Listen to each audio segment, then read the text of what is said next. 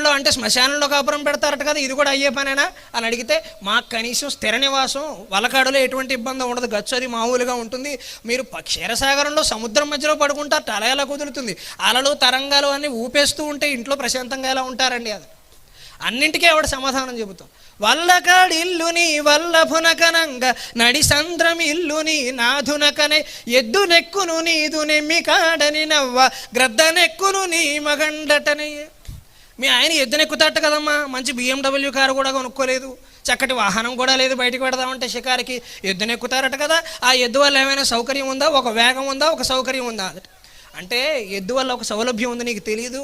ఎక్కువ వేగం వెళ్ళదు, ప్రమాదాలు జరగవు, ఎప్పుడు కావాలంటే అప్పుడు మధ్యలో దిగిపోవచ్చు, గొడవ ఉండదు. అదే మీది బోయింగ్ 777 విమానం, గరుడ వేగ, ఒకసారి ఎక్కితే దిగడానికి వీలవ్వదు. ఆయనకి సరైన ప్రాంతం దొరికితే తప్ప ఆయన బండి అప్పటిదాకా దిగడానికి ఉండదు. మాదే సుఖమైన ప్రయాణం మీ దానికట్ట. వలకాడులో అంటే శ్మశానంలో కాపురం పెడతారట కదా, ఇది కూడా అయ్యే పనేనా అని అడిగితే, మాకు కనీసం స్థిర నివాసం వలకాడులో ఎటువంటి ఇబ్బంది ఉండదు, గచ్చు అది మామూలుగా ఉంటుంది.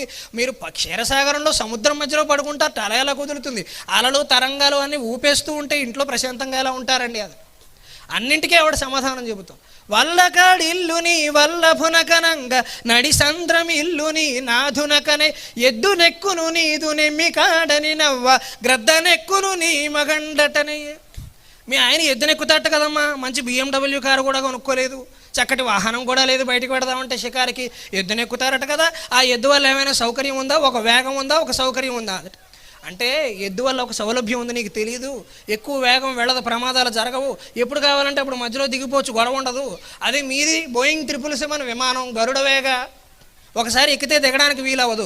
ఆయనకి సరైన ప్రాంతం దొరికితే తప్ప